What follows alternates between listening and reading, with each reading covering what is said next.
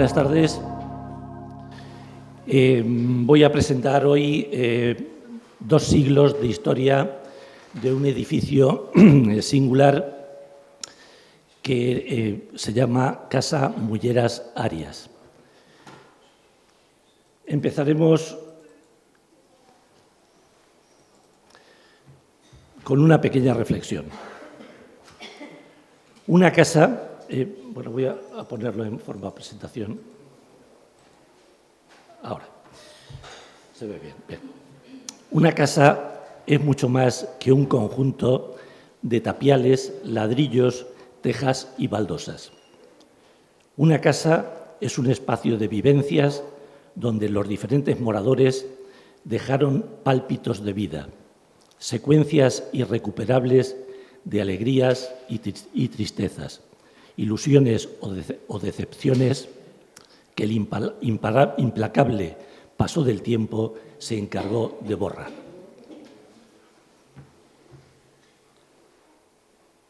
A ver si funciona esto. Bueno, pues pasaremos. No sé cómo se hace esto.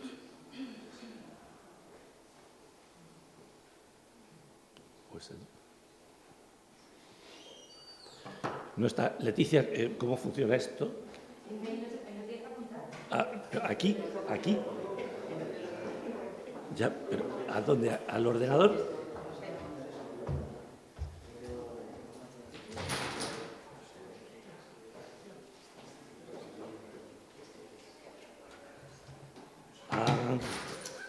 Que le faltaba. Vale. Bueno, voy a empezar haciendo unos antecedentes de cómo llega a la casa a la familia Mulleras. La casa, en 1784, que es a la fecha que me voy a remontar, era propiedad de una señora que se llamaba Lucía Ferrón. Esta señora debía ser muy religiosa y estaba muy preocupada por el tránsito de su alma desde el purgatorio al paraíso, y para eso pues hizo un vínculo que se llamaba. Entonces, cuando hizo su testamento, el 22 de septiembre de 1784, constituyó un vínculo en cabeza del sacerdote Miguel Bermúdez Díaz de Alises. No es familia mía. Se sustentaba en una casa ubicada en calle Empedrada, esquina a la plaza pública, y tenía por objeto garantizar que con carácter perpetuo, esta mujer no se dio cuenta que perpetuo en la vida de los hombres no hay nada, pues se dijeran 18 misas anuales por su alma, pagadas con las rentas que pudiera generar el arrendamiento del inmueble. Bueno, lo que se hacía en estos casos era que la persona que deseaba formar esos vínculos pues quedaba de acuerdo con un sacerdote. ¿Se apagó el micro? A ver. ¿Ahora? Ahora sí. Vale.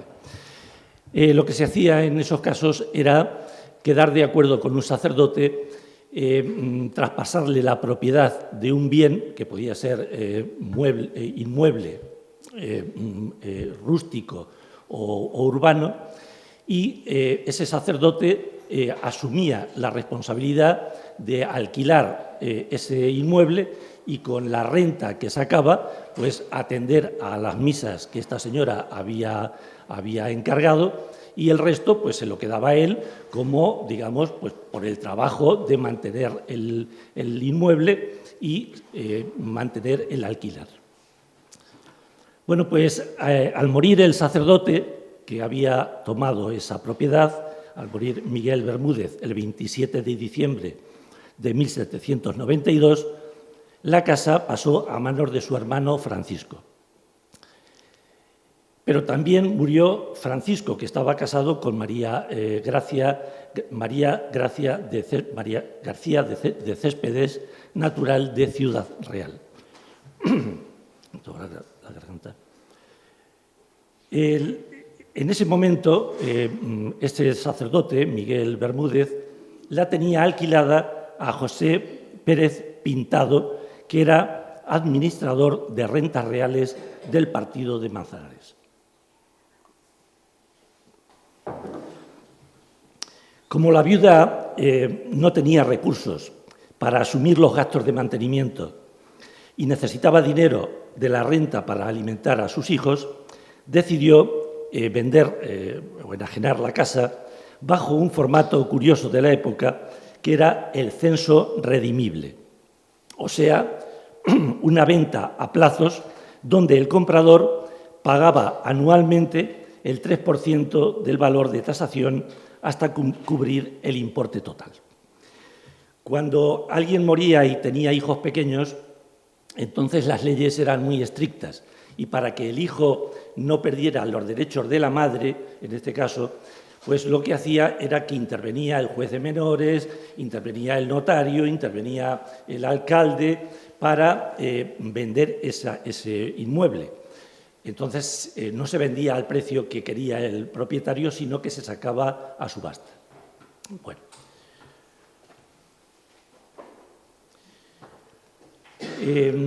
Aquí seguimos con los antecedentes, y por escritura fechada el 28 de junio de 1799, ya finalizando el siglo XVIII, la casa pasó a manos de don José Pérez Pintado, que era administrador de rentas reales en virtud de un censo reservativo redimible.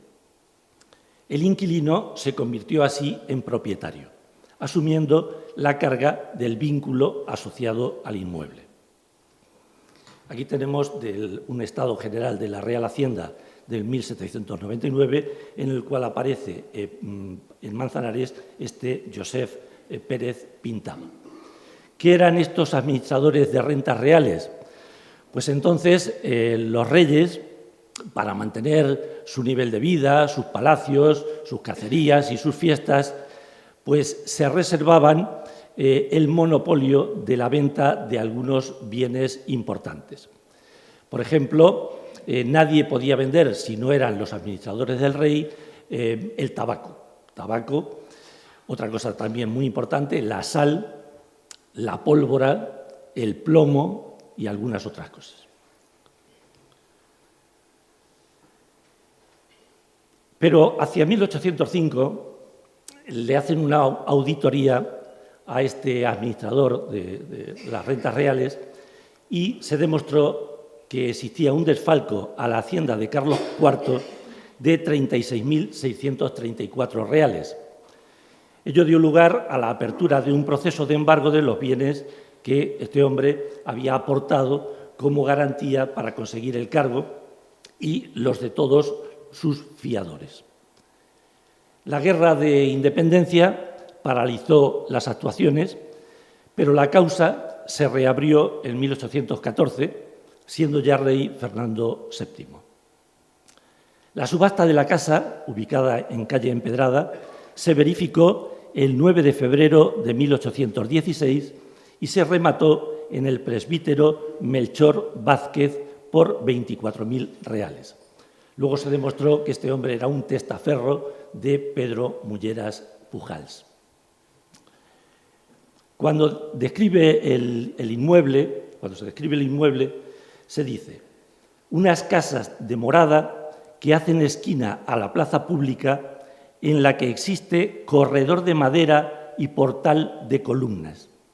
Y como linderos tiene otra casa, tienda de José Bautista, al lado, es decir, que había otra casa entre la casa que estamos hablando y las casas consistoriales, y por la parte de atrás estaban las casas consistoriales y otras de Manuel Díaz de López Díaz y Pedro Jiménez Frutoso. Y por la calle Empedrada, pues lindaba con las casas de don Miguel Daura.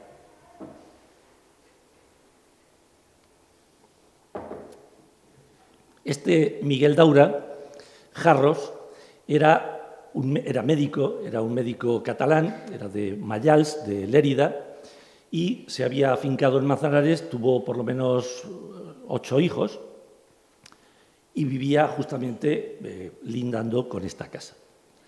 Era el médico que atendió al párroco Sotomayor en sus últimos años.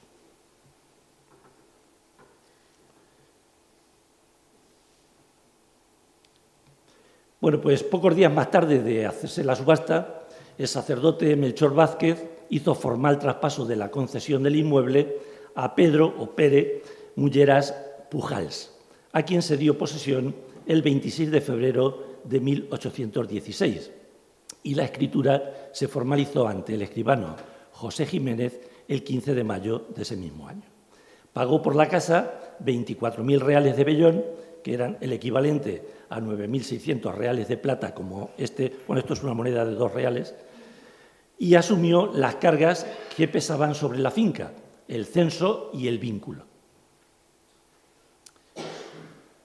Bueno, voy a hacerlo con esto porque sí. Bien, aquí tenemos un recorte del cuadro titulado Place de la Ville de Manzanares, pintado por Adrien Dozat, pintor y grabador francés nacido en 1804, que se encuentra en el Museo de Narbonne. El primer viaje que hizo a España este hombre lo hizo en 1833, por lo que cabe suponer que pintara el cuadro entre 1833 y 1840 quizás. Vemos perfectamente aquí la casa tal y como se describe en la escritura. O sea, que podemos confirmar documentalmente que la imagen de la casa que aparece en el cuadro corresponde a la descripción que de ella se hace en 1816. Es verdad que el cuadro de Dozat, pues, cuando pinta el templo, lo exagera, lo idealiza, pero en las casas de los alrededores parece que mantiene un realismo importante. Bueno, ¿quién era este Pedro Mulleras Pujals? Pues era un comerciante catalán que había nacido en Tortellà, Gerona, hacia 1774. Hemos encontrado hermanos, pero las partidas de nacimiento de varios hermanos, pero no la de él. Tal vez porque lo bautizaran con el nombre de Antonio y luego le pusieran Pedro por alguna razón. En fin, era hijo de Pedro y Mariana. Era hijo de un peraile. Los perailes eran los que manejaban los batanes y apelmazaban los paños para darles mayor consistencia. O sea que estaba relacionado con el mundo de la pañería. Y entonces lo que hizo fue buscarse la vida y montó un comercio de paños en Belmonte, en Cuenca, donde contrajo matrimonio el 2 de octubre de 1813, en plena guerra de independencia, con Ángela López Araque. Ella había nacido el 24 de diciembre de 1789 y, por lo tanto, era 12 años más joven que el marido. Además, no pertenecía a su misma clase social. Esta mujer era pobre y, sin embargo, él ya era un comerciante con cierta reputación. Debió haber algún embarazo o alguna cosa rara por medio, porque esta familia decide cambiarse de Belmonte y venirse a Manzanares, tal vez para evitar escándalos. El matrimonio se instaló en Manzanares al terminar la Guerra de Independencia y tuvieron 9 hijos. Mariana, María Dolores, que ya la tiene en 1815, pero se muere esta hija y luego le pone María Dolores a otra que tiene en 1826. Pero entre los varones, el primero es Pedro, que nace en el 17, Bernardo en el 19, Ángel en el 22, José en el 24 y Julián en el 28. Bueno, pues tras adquirir la casa, instaló en ella su residencia particular y el modesto negocio de venta de tejidos como el que había tenido abierto en Belmonte. Pedro falleció el 14 de agosto de 1834 a los 60 años de edad y su esposa había muerto 4 años antes, más o menos, el 22 de diciembre de 1830.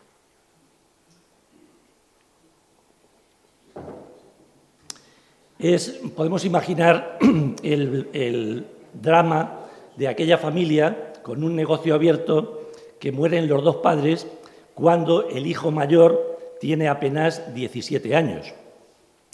Seguramente el negocio pudo subsistir gracias a los empleados de confianza que tuvieran. La casa pasó por herencia, como entonces era normal, al hijo mayor, que era Pedro Mulleras López, que en ese momento, ya digo, tenía 17 años.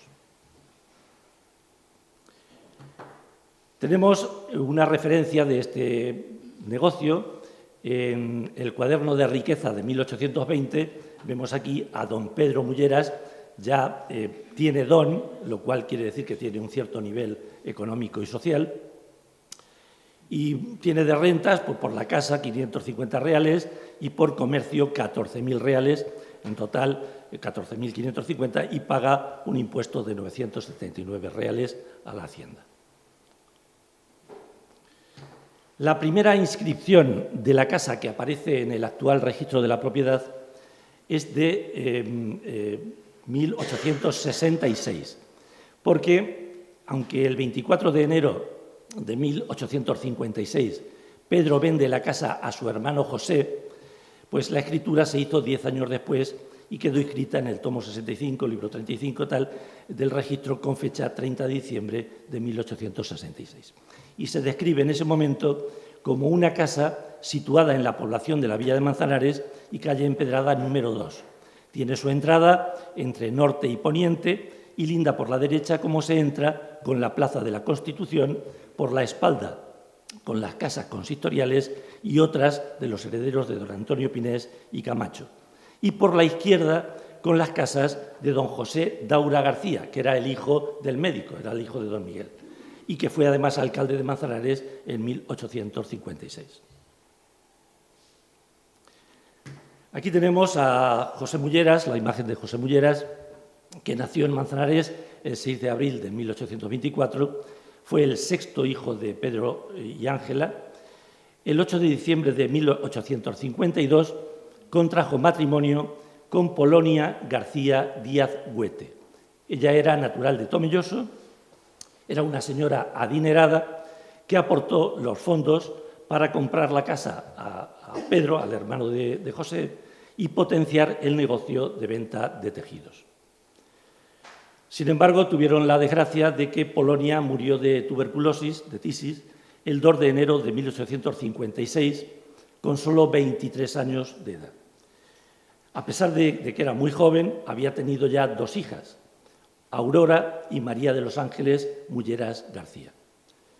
Aurora también murió pocos meses después que su madre y solo Mercedes, María de las Mercedes, llegó a la edad adulta.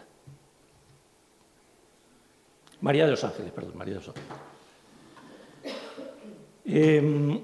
José Mulleras era vecino y amigo de Pablo González Calero Ruiz Escribano, quien ejercía de alcalde en funciones en julio de 1854, cuando llegaron a Manzanares las tropas del general O'Donnell rebeladas contra el gobierno. Estuvo presente en la recepción y agasajos a los militares y fue testigo de la firma del célebre manifiesto redactado por Cánovas del Castillo, que se encontraba alojado en casa de don Pablo. Militó en el Partido Unión Liberal, que había formado O'Donnell, y fue elegido en 1863 diputado provincial por Manzanares. Tuvo bodega y expuso sus vinos en la Exposición Internacional de París de 1867, obteniendo medalla de plata. En septiembre de 1860, el dueño de la casa que lindaba con la suya, Isidro Garrido, que era también viudo de María Gracia Mascaraque, puso a la venta, en la misma forma de subasta, porque tenía hijos, una pequeña casa, que era tienda también, que se encontraba en la plaza pública entre la casa ayuntamiento y la que José Mulleras había comprado a su hermano Pedro en 1856. El mayor postor fue José Mulleras, como lindero, ofreciendo 6.000 reales de vellón que pagó en 2 plazos. En el solar formado por ambos edificios se construiría años más tarde la señorial mansión que ha llegado hasta finales del siglo XX.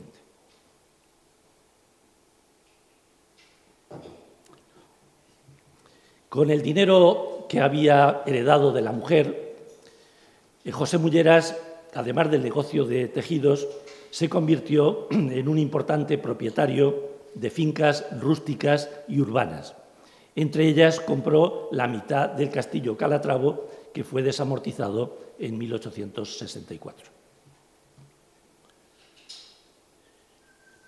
Al quedarse viudo con solo 39 años, José Mulleras contrajo un segundo matrimonio el 24 de diciembre de 1863 con Lorenza García, hermana de su primera mujer, que era viuda de Manuel Sánchez Cantalejo García de la Calera. No tuvieron hijos comunes, pero ella llevaba un hijo de su anterior relación llamado Antonio Sánchez Cantalejo García. Como anécdota diré que Antonio estudiaba Derecho cuando una enfermedad de la vista lo dejó prácticamente ciego. Estaba casado con Antonia García Nobleja González Felipe, otra de las adineradas del pueblo, y se dedicó a la poesía y a fabricar hijos, porque tuvo 10. Se le conocía popularmente como el ciego Mulleras, aunque José Mulleras solo era su padrastro.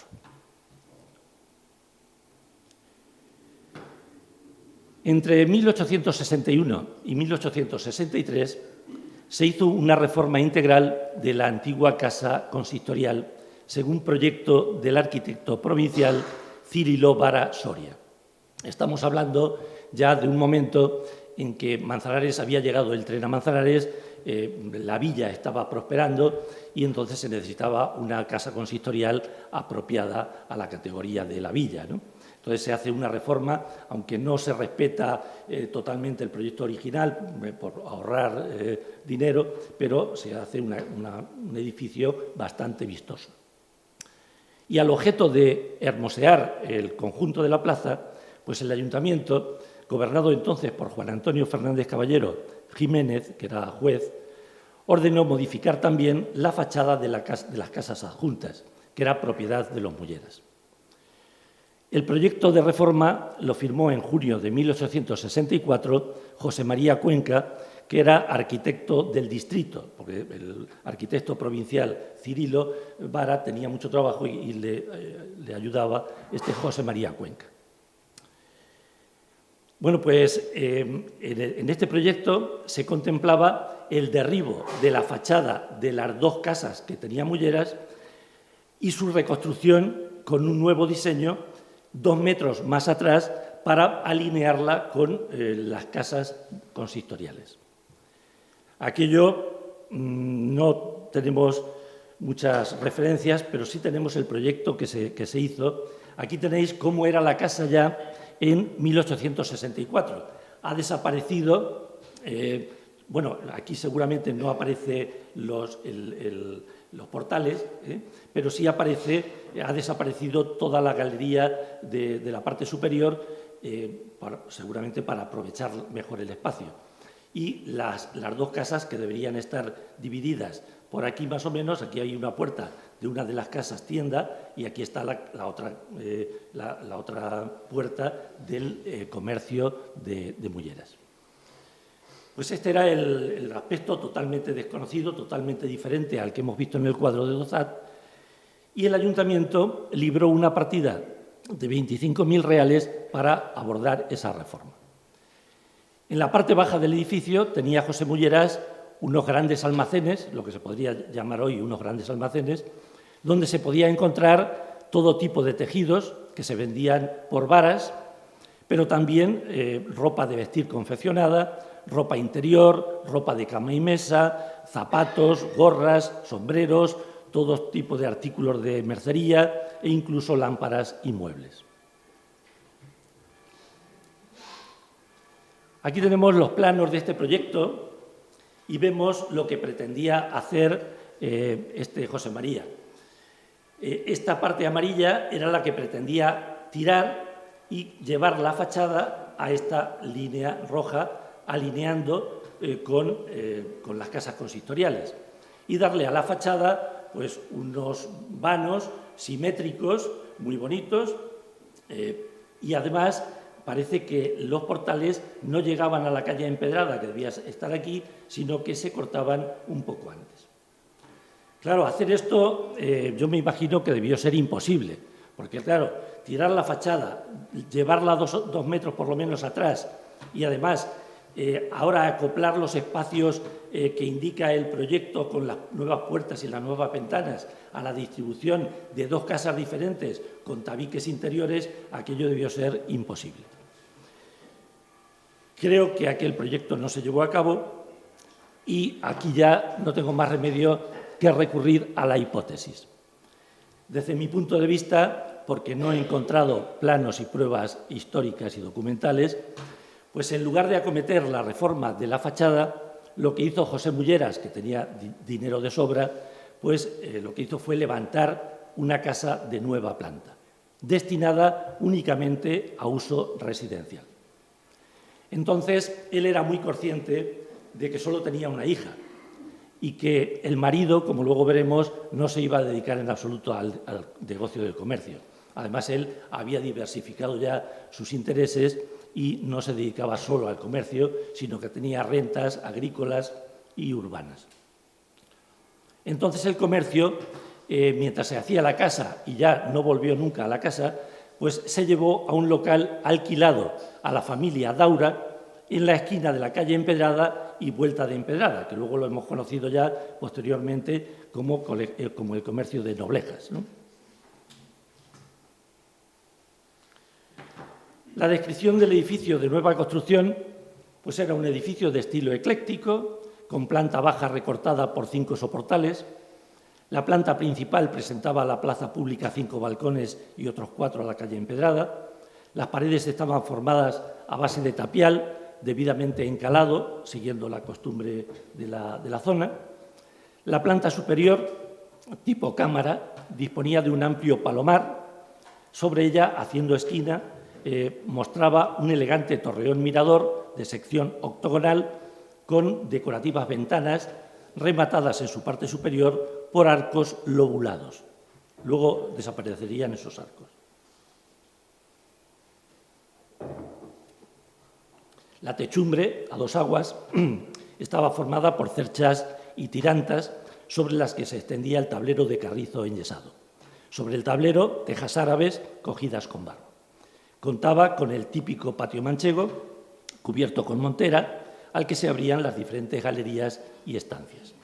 Las vigas maestras, esto era una novedad porque solían ser de madera, aquí ya eran de acero y estaban sustentadas en 4 columnas cilíndricas de hierro fundido. Aquí vemos algunos detalles del balcón, de los balcones y ventanas superiores. La parte superior de cada balcón termina en arcos de medio punto que están decorados con medallones ovalados flanqueados por rizos y tiene una baranda normal de hierro forjado. En la segunda planta, las ventanas están coronadas por un arco rebajado con clave trapezoidal en resalte. Disponen de un antepecho metálico de hierro forjado también y en su parte inferior el alféizar vuela un poco y termina en una cornisa que soportan 2 canecillos con rostro humano. Aquí los vemos con más detenimiento. Estos canecillos, ahí vemos la carita, sobre la que descansa el alféizar de las ventanas de la segunda planta. Bien, pues este José Mulleras, al sentirse mayor y no tener hijos varones, en 1874 traspasó el negocio de tejidos a su empleado Pedro González Román Fernández Pan, que era natural de Madridejos. Pudo traspasarle el negocio porque este señor se había casado con otra adinerada del pueblo, que era Josefa González Felipe Martín del Campo. Hay una carta que me han proporcionado un familiar lejano que dice así: muy señor mío, tengo el honor de participarle que por cesión de mi principal, don José Mulleras, me he encargado de su comercio de esta villa, esperando se sirva dispensarme las mismas consideraciones que a mi antecesor, no omitiendo por mi parte nada para corresponder a sus favores y tomando buena nota de mi firma me ofrezco suyo, su seguro servidor que besa su mano. Bueno, Pedro, a su vez, debió vender el comercio en las primeras décadas del siglo XX a Francisco Carmona Quevedo, que era otro empleado de la casa que acabó comprando el comercio y toda la vivienda de los Daura. Y lo mismo ocurre años más tarde cuando la tienda pasa a manos de Antonio Noblejas Quevedo.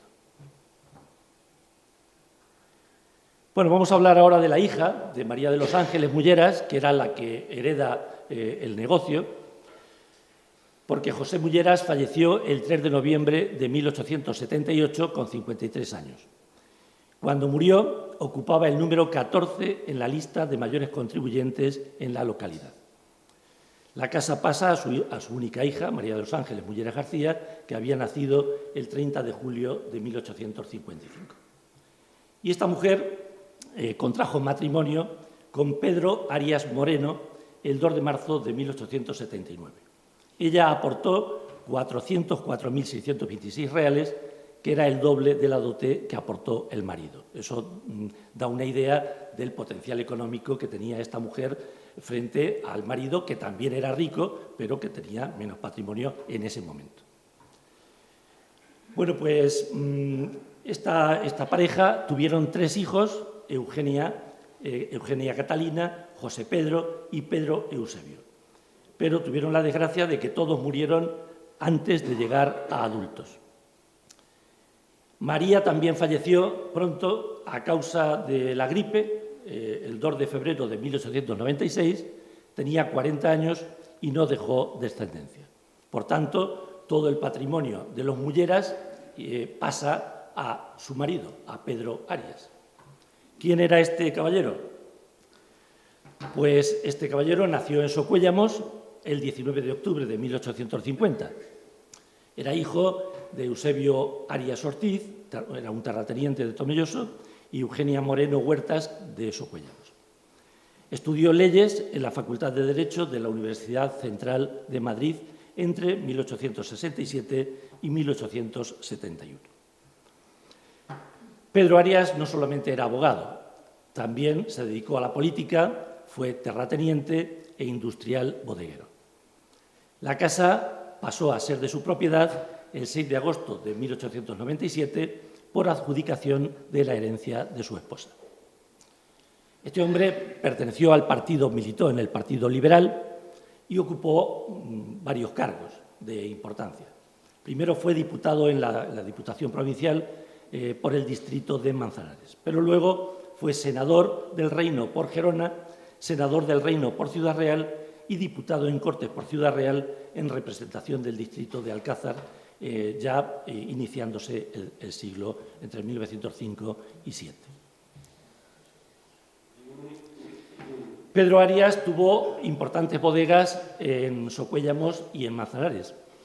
Ya aparece como cosechero en el Anuario del Comercio y de la Industria de 1886. La de Manzanares se encontraba en la Plaza del Castillo, que luego fue vendida a Nicolás Cortés Muñoz, que a lo mejor eso os suena.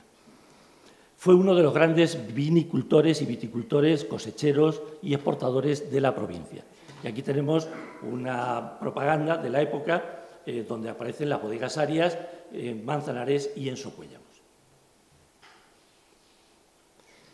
Pero es que además Pedro Arias siguió comprando fincas con las herencias que recibió y desde su puesto de político importante, pues compró terrenos y fincas en 6 pueblos, tenía propiedades.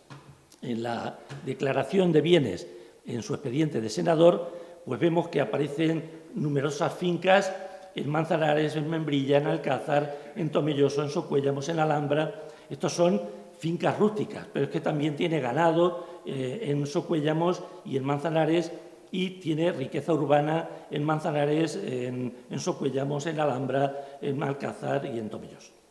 O sea que era un potentado de la época. También tenemos aquí en la relación de bienes del expediente para el Senado, describe también la casa a finales del siglo. Casa en la población de Manzanares y en su calle Empedrada número 2, que tiene su entrada entre norte y poniente y linda por la derecha entrando con la Plaza de la Constitución. Por la izquierda, con la casa de Manuel Daura García, otro hijo del médico Miguel Daura Jarros. Y por la espalda, con las casas consistoriales y herederos de don Antonio Pinés. Aquí tenemos también el registro fiscal de viviendas y solares del año 1922. Pedro Arias Moreno tiene la casa en Empedrada 2, le asignan aquí una superficie de 500 metros cuadrados y tiene como linderos, por la derecha, la Plaza de la Constitución, por la izquierda ya la ha comprado Francisco Carmona, que es el comerciante que hay entre Mulleras, mejor dicho, entre Pedro González Román y Noblejas, y por atrás ya la ha comprado esos terrenos Antonio Enrique.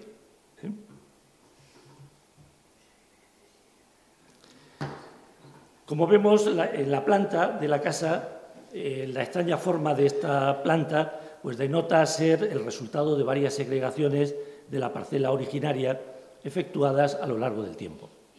Aquí estaría el ayuntamiento, esta sería la casa de Mulleras, esta sería la casa de los Daura, que también eran propietarios de otra casa que había aquí y que luego esta casa la compra también Pedro Arias.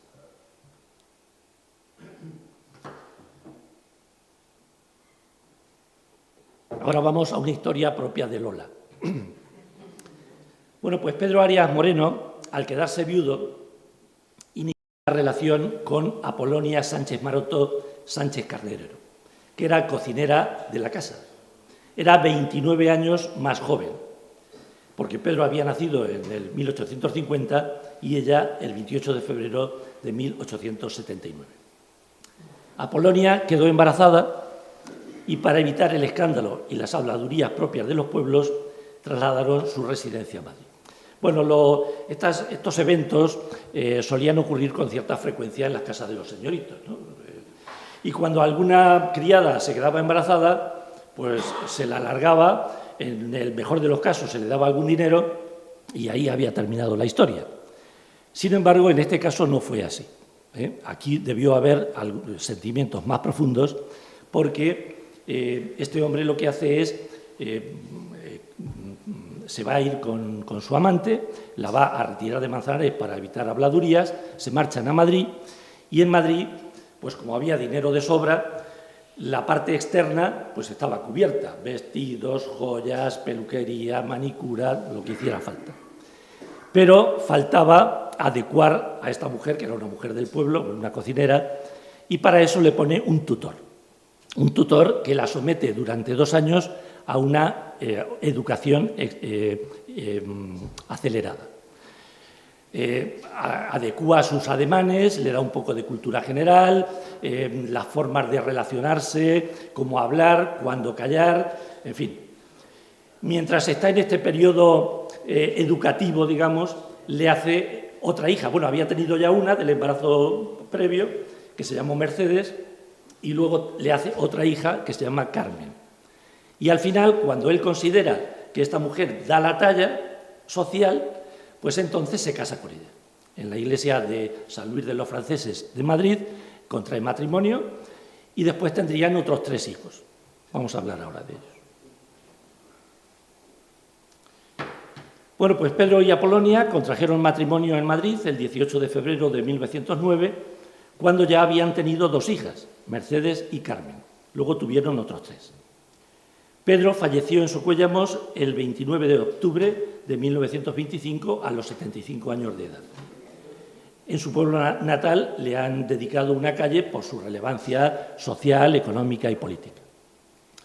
Apolonia le sobrevivió 13 años y murió el 21 de noviembre del 38 en plena guerra civil. Bueno, ahora hablaremos de la guerra. Vamos a hablar de los hijos primero. La primera hija que tuvo fue Mercedes, que nació en Madrid en 1903. Ella estuvo casada con el capitán Eduardo García Durán y fue una de las primeras que se acogió a la ley de divorcio de la República. La ley de divorcio se proclamó en el 32 y ese mismo año ella se divorcia.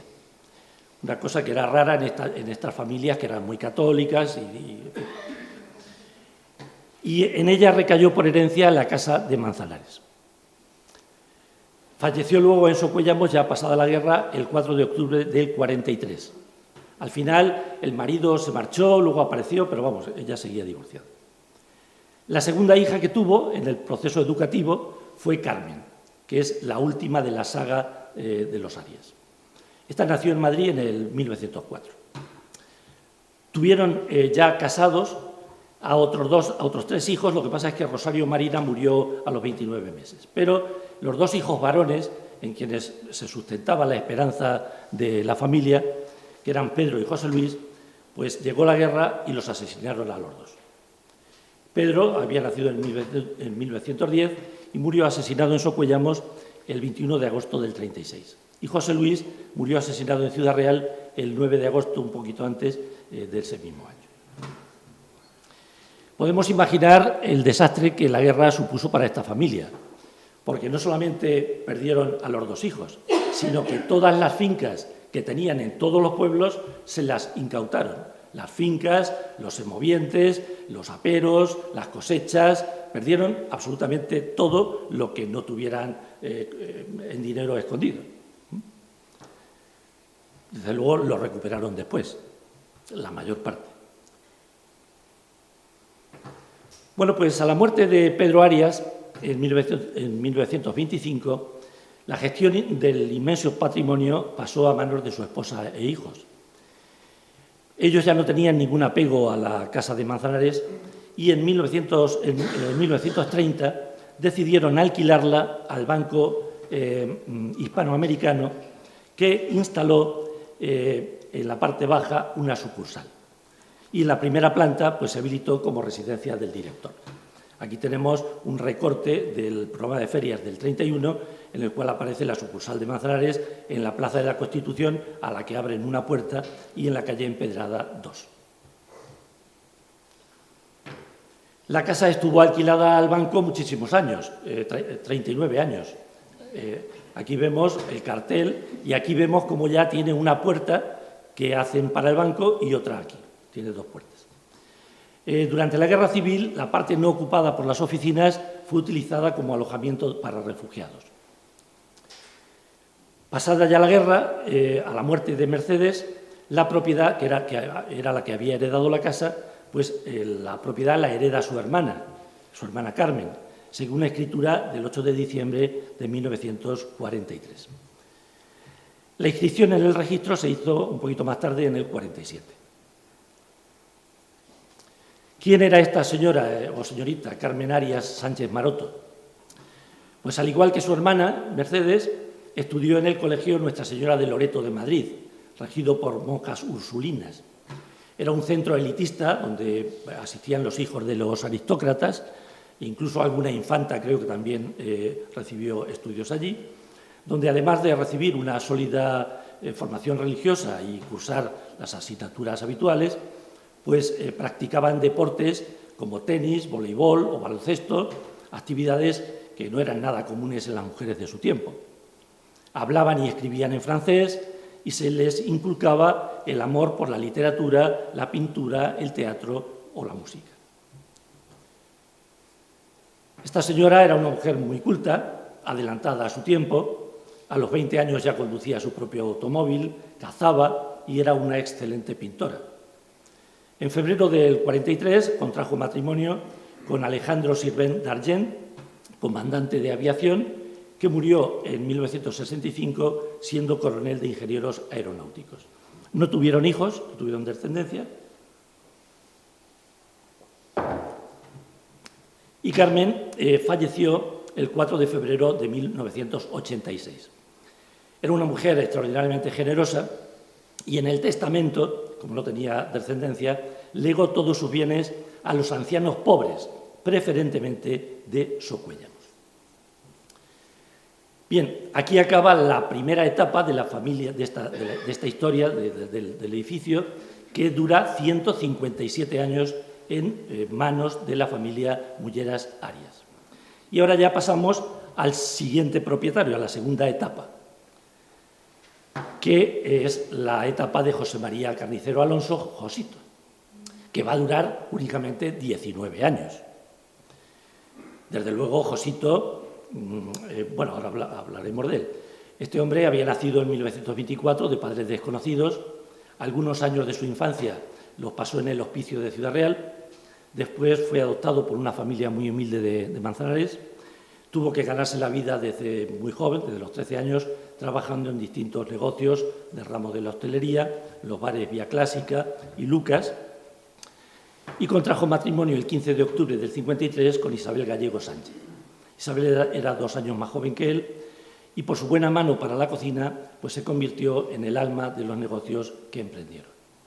En el 56, a los 3 años de casarse, abrieron su propio negocio, su propio bar, en la calle Hermanos Álvarez Quintero, la actual Álvarez de Sotomayor. No tuvieron hijos propios, pero en 1970 adoptaron una niña llamada María José. En 1973, Josito pudo cumplir su sueño. Él pensaba que aquella casa que desde el 69 estaba vacía, pues ahí podía él, en ese punto estratégico del pueblo, podía tener su negocio. Y efectivamente se puso de acuerdo con Carmen Arias para comprarle la casa número 2 de la calle Empedrada y lo hizo por 4,9 millones de pesetas, el equivalente a 29.400 euros.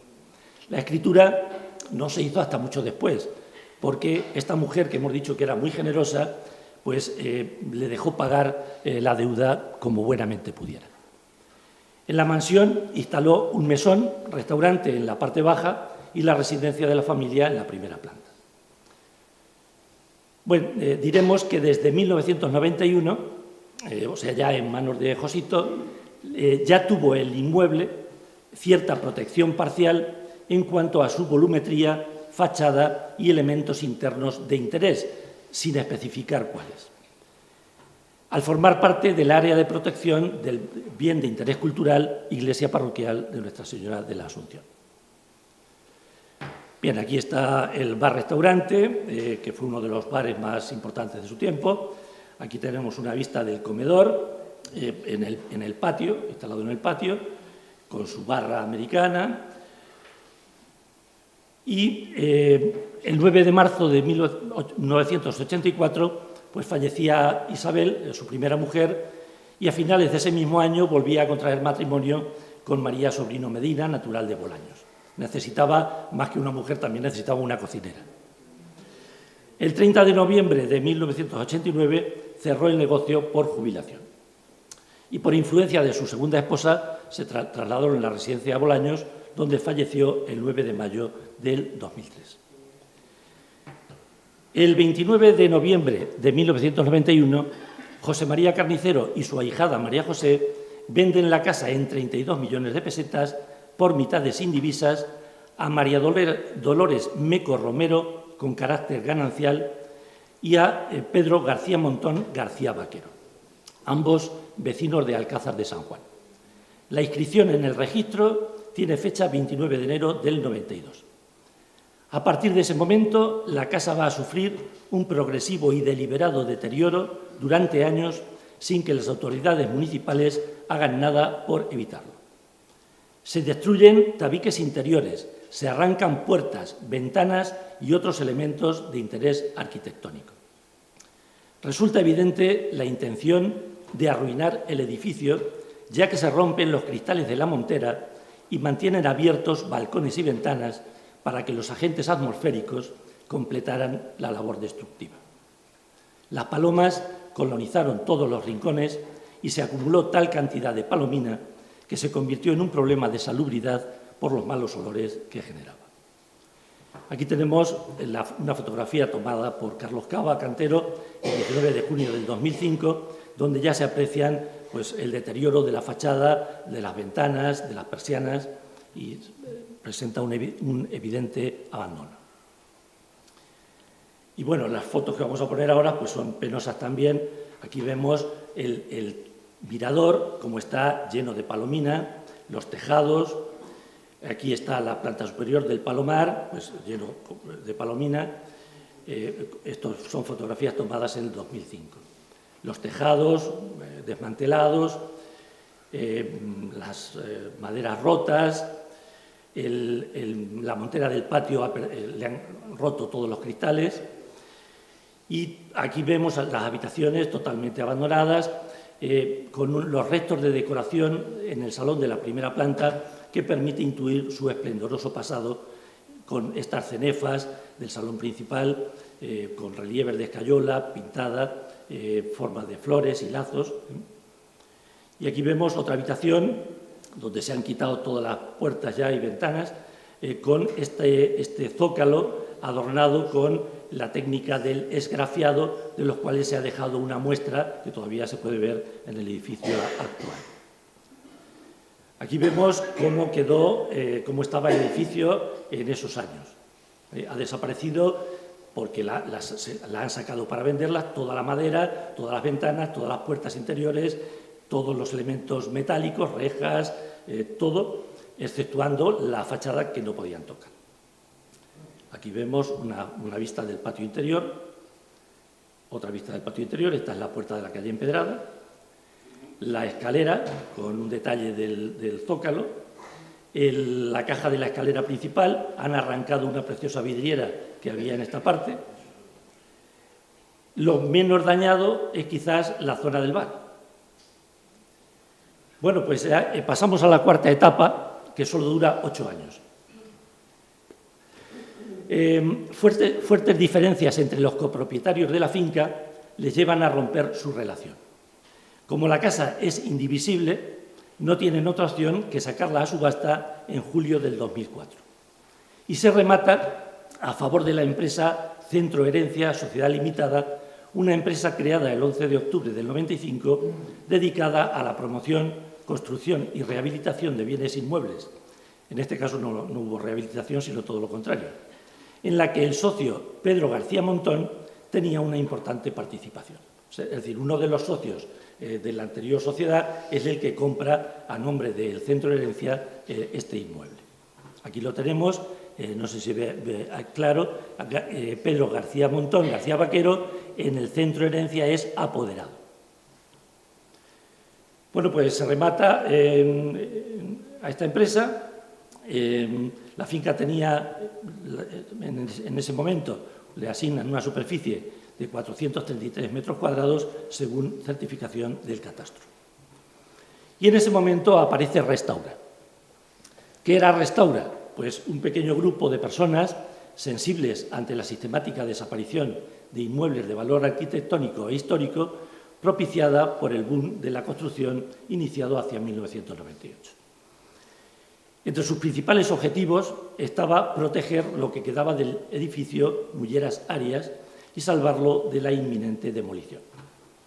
Lo formaban este grupo Tomás Fernández Arroyo Tebar, abogado, Diego Gallego, arquitecto, Pablo Díaz Pintado, periodista, Javier Sánchez Mateos, ingeniero técnico, y Emilio Laserna, aparejador. En julio del 2005, los miembros de Restaura elaboran un pormenorizado informe histórico y arquitectónico del edificio y lo presentan ante la Dirección General de Patrimonio y Museos de la Consejería de Cultura de la Junta.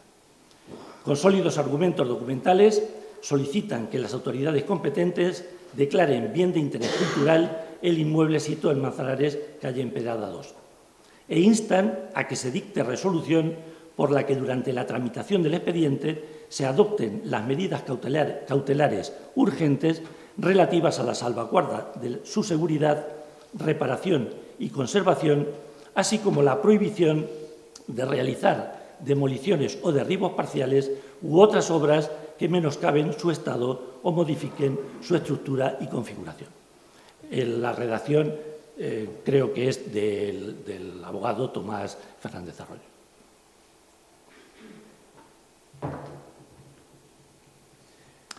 Bien, la petición de Restaura para declarar la Casa Mulleras como BIC no prosperó, pero ganaron un tiempo precioso y reforzaron la idea de protección parcial vigente desde octubre del 91. A instancias de Restaura, la organización Hispania Nostra incluyó el edificio en su lista roja el 2 de diciembre del 2007, alertando del riesgo de desaparición, destrucción o alteración esencial del bien patrimonial. El Ayuntamiento, presidido por Miguel Ángel Pozas, se vio obligado a intervenir y por sendas resoluciones del 19 de noviembre del 2007 y 11 de febrero del 2008, apremió, ahora sí, a la propiedad para ejecutar el arreglo de la carpintería exterior y restaurar la fachada y cubierta. Ambos requerimientos nunca fueron atendidos. Bien, parece ser que el propietario, la nueva firma propietaria no pagó las deudas que tenía con Caja Castilla-La Mancha y la Caja adquiere la propiedad por adjudicación a su favor en la subasta realizada el 19 de julio del 2012 como resultado del procedimiento de ejecución hipotecaria seguido en el Juzgado de Primera Instancia e Instrucción de Manzanares contra la firma Centro Herencia Sociedad Limitada que poseía el inmueble desde 2004. Y ya pasamos a la última etapa, que casi no me da tiempo. El 22 de mayo de 1911 se celebraron las 9º elecciones municipales de la democracia, obteniendo el triunfo en la candidatura del Partido Popular encabezada por Antonio López de la Manzanara García Núñez. Perdón, en 1990, sí, efectivamente, del 2011. Sí, es 2011. Durante su gobierno se plantea la posibilidad de que el Ayuntamiento adquiera la antigua Casa de los Mulleras en poder de la Caja Castilla-La Mancha. Antes de la compra, el equipo de gobierno encargó un informe de valoración patrimonial a la empresa Baraca Sociedad Anónima, que firmaron en noviembre del 2013 los licenciados en Historia Tomás Torres González, Miguel Ángel Hervás y Luis Alejandro García García.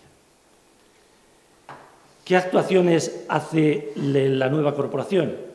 Pues lo primero, hacen una limpieza de la palomina acumulada que suponía un problema sanitario antes de ser propiedad del Ayuntamiento y necesitan para ello ser autorizados por el juez. Luego, el 26 de marzo del 2014, el Ayuntamiento compra la finca a la Caja, siguiendo el acuerdo tomado por la Junta de Gobierno el 11 de marzo de ese mismo año. La finca, de 433 metros cuadrados de suelo, el Ayuntamiento paga por ella 150.000 euros más 31.500 de IVA. En junio del 2014, el Ayuntamiento desmonta la parte del tejado más deteriorada ante el peligro que suponía para los viandantes un posible desprendimiento. Y una vez definido el futuro uso del edificio, se encarga un proyecto de reconstrucción y adaptación de espacios que firma la arquitecta municipal Mercedes Hidalgo Patón en febrero del 15, con un presupuesto de más de 1,5 millones de euros. ¿Qué previsiones tenía aquel proyecto? Pues el ayuntamiento, donde ahora está el ayuntamiento, que se había construido en 1929, pues una vez rehabilitada la Casa Josito, se trasladarían todos los servicios administrativos existentes en este edificio a la nueva Casa Josito, a la nueva edificio. Posteriormente, se deberá realizar una reforma del mismo para adecuarlo a edificio institucional. En este edificio se encontrará la zona de control, una sala de prensa, las concejalías, la sala de juntas, una sala de recepción oficial y la alcaldía. El salón de plenos de la planta alta se mantenía. Sin embargo, la sala de juntas de la planta baja se eliminaba porque se pensaba que formara parte de la cafetería que pensaban mantener. O sea, lo que era el bar de Josito se pensaba mantener ampliándolo hacia la parte de las antiguas casas consistoriales.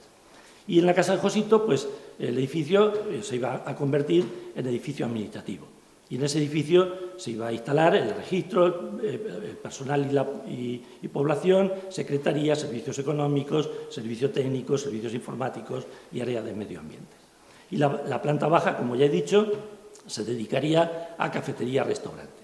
Y la adecuación de ese espacio correría a cargo de la empresa que resultara adjudicataria de la concesión de la explotación. Bueno, pues el 24 de mayo del 2015 se celebran unas nuevas elecciones, donde se produce un cambio en el signo político del Ayuntamiento, que pasa a tener mayoría el Partido Socialista.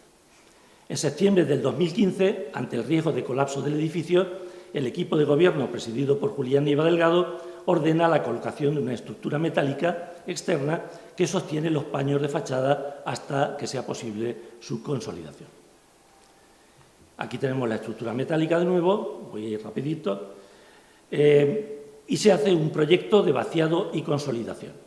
Aprovechando parte del proyecto elaborado por Mercedes Hidalgo, pues se inician unas obras que incluyen el vaciado de los restos de la construcción antigua, la construcción de la estructura interna del nuevo edificio, el techado y reconstrucción de la montera y la reconstrucción del torreón mirador.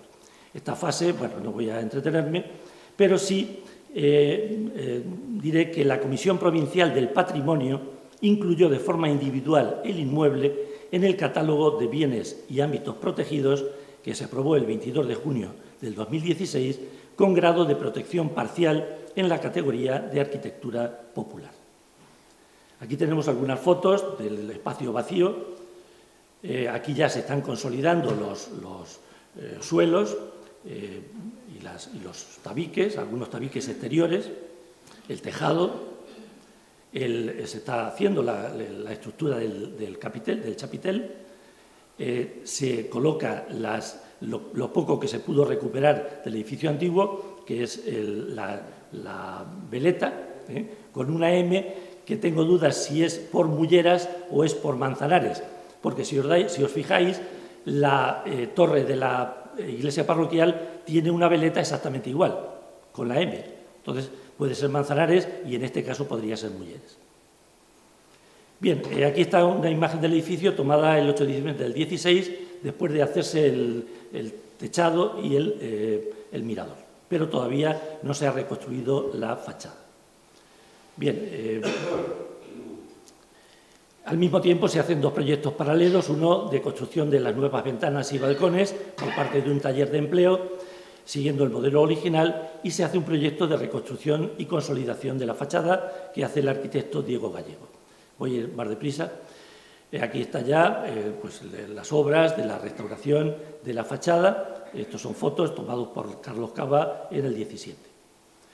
Y ya tenemos aquí la fachada que da a la calle Empedrada, que ha recuperado su simetría porque ha desaparecido la puerta del bar y ya está una ventana que hace simetría como era el original. El proyecto de acondicionamiento es en una rueda de prensa que se convoca en diciembre del 19, el alcalde, Julián Nieva, anuncia que la casa rehabilitada será destinada a albergar los servicios sociales de carácter municipal. Y el proyecto final de acondicionamiento, acabados e instalaciones se encarga al arquitecto local José Antonio Rincón Quesada. Aquí tenemos ya las obras de distribución de tabiques y espacios. El patio, donde se han conservado las columnas de hierro fundido, la montera del patio, debidamente restaurada y acristalada. Se ha podido conservar una parte de la baranda de la casa original y algún detalle de lo que era de las vigas que formaban la caja de escalera.